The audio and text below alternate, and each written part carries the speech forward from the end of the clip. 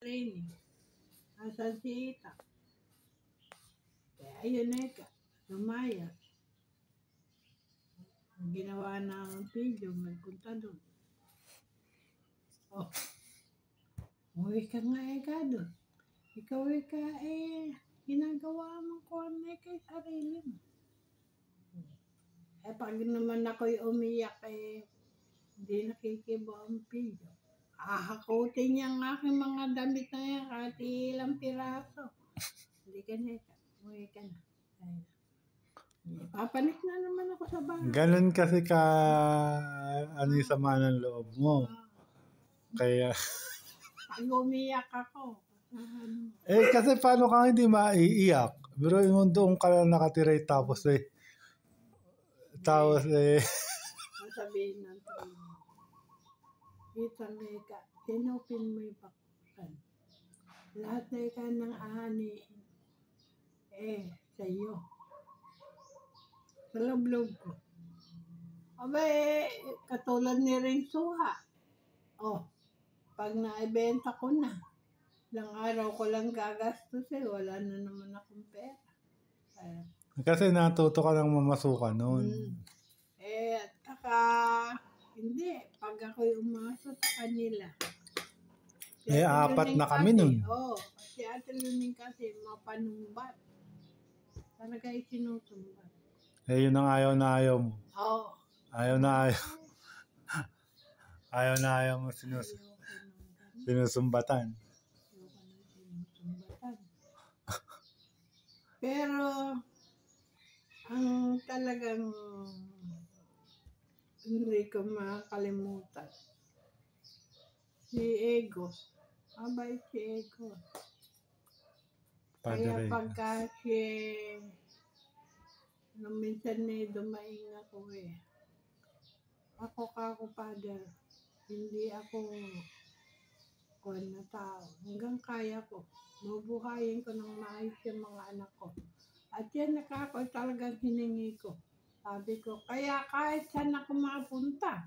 Sabi ko talaga ipinagpapasalamat ko. Nagkaroon ako ng anak ko. At kung hindi, wala akong kasing kawawa. Yan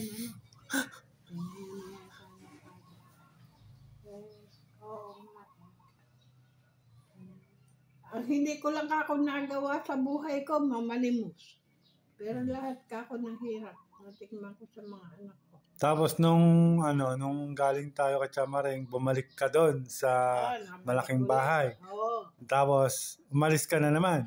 Tapos nung talagang tumitindi yung pagkakagalit namin ni Ate Lining, parang hindi kayo nagkasundo mula nung unang baba mo.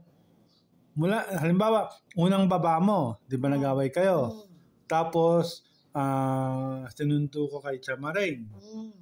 Hindi si Ate Luneng ang nagsundo sa'yo. Siyempre, kahit ako may pere, bakit? Tapos, bumalik ka sa malaking bahay.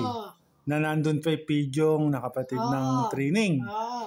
Gusto pa sila nun. Tapos nun, umalis ka uli. Nagkagalit pa kami uli ng Luning. Dahil lang sa, wala namang kakwento-kwentang ba.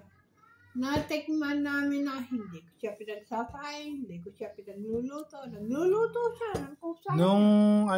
Nung bumalik ka na kinuha ka ni Lolo Pidyong, umalis ka uli. Saan ka nagpunta? Saan tayo bumaba nun? Nabalik ka. Saan nga ba? Doon sa kamalig ni Siling. Sino Siling? Dahil yung katabing bahay na gano'n. Yung katabing bahay. Tumira pa tayo doon. Doon sa kamalig matagal tayo ron. Matagal-tagal din. Dahil ngayon, kinuha ka na naman. Kinuha na naman ako. Nabalik ka uli. Hindi nabalik. Kaya lang matindi na nung mamatay na nga sa training.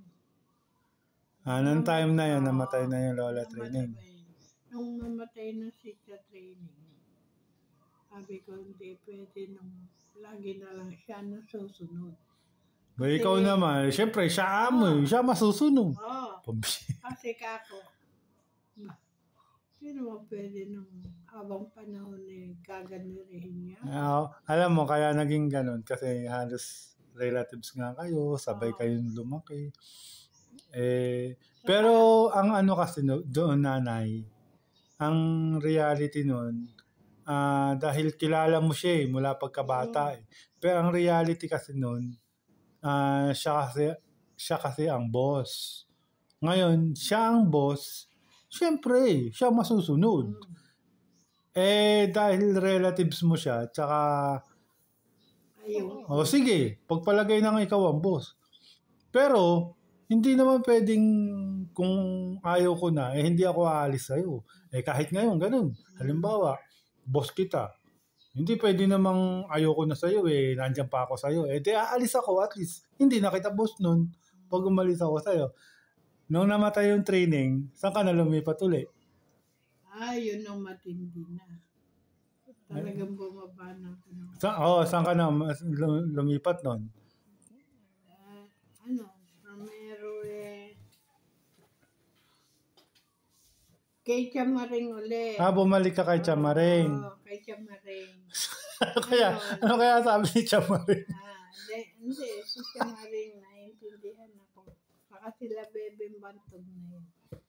Ngayon, sabi ko, binata na si kuya nun. Binatilyo. Kasi kung 12 anyos. Ngayon, maluwag doon sa kinalalagyan ni Kumari Lilia. Sabi ni Chamaring, gusto mo kaitang mo. Akin naman yun itong katumabi. Sa kanya rin yung kay Ate Lilia. Sa kanya din yun. Chamaring ka ako, wala akong pang-umpisa. Kami naman ni Lilia ng panahon na yun, magkaibigan. Magkumari kayo. Hindi pa. Kasi ngayon sige ka, sumibig ka na lang. Pero pinatatayo ang gusto niya, tumabi ka, natatayo ka ng bahay. Ang gusto niya magtatayo ka ng bahay pala. Kasi maluwag yung harap nun. Maluwag yung daan pa yun. Oo. Ngayon, huwag ka na ikang magtayo ng sarili. Sumibig ka na lang. Tugtungan mo na lang kaya rin. Tapos nun, Kaya, ikaw man kuya turing mo, lagi na nasa akin mo. Sabi ko, sumibig na lang daw ako din. Kaya yan, sumibig. Yan, tigagawa. Pagka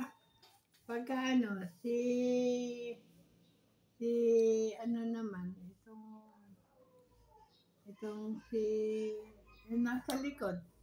Nakalimutan ko na. Ano ba kang kulang? Yung pang-atip mo, gusto. Godo. Kulang. Ikaw mo tinatanggal na yung mga kulungan ng baboy. Suksok mo. Tapos nun, matagal ba tayo nung sumibi doon? Tapos nun, Nabot naman tayo ng siguro kalahating taon.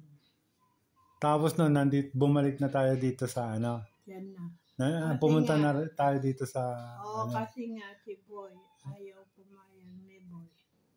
Kung ayaw mo, kang bumalik na. Sabi ka. Doon ka sa bakanting lote. Tapos, nung bumalik tayo dito. Nung bumalik tayo rito. Napirmi na tayo. Pero bago mamatay si Ate Lening, nagkabati kayo. Pinuntahan ko pa siya. I mean, di ba nung siya naghihirap binantaya. Nung nandito tayo, di ba nung pag-alis ng amang, nabalik tayo doon? Hindi na. Hindi, bumalik tayo doon. Nung umalis si Amang, ang bumalik dyan, ang tumira dyan, yung nanay nila, Senso. Okay. Pero, di ba nung siguro Tapos, grade 2 ako, Tapos bumalik tayo dito sa malaking bahay. Ang natatandaan ko ang iniwan ko na doon sila tito. Hindi nga, nung natatandaan ko nung yung may isip na ako. Nung umalis sila Kuya Amang, bumalik, tumira doon yung nanay ng Kuya Seto.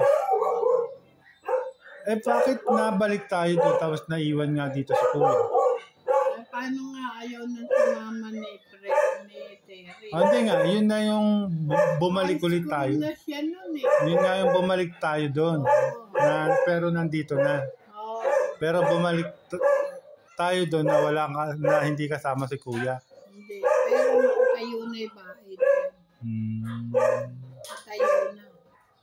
Tapos nung time na yun na yung nakuha mo sa ate tita. Nung time na yun na yung talagang umalis na tayo, bumalik na tayo. Pumunta na tayo rito. Yun na yung last. Wala nang balikan nun. Yun na yung last na wala nung bumaba ka, nakasama, na pumalit sa'yo sa ate tita. Kasi nag-high school na rin kami noon. Dito na yung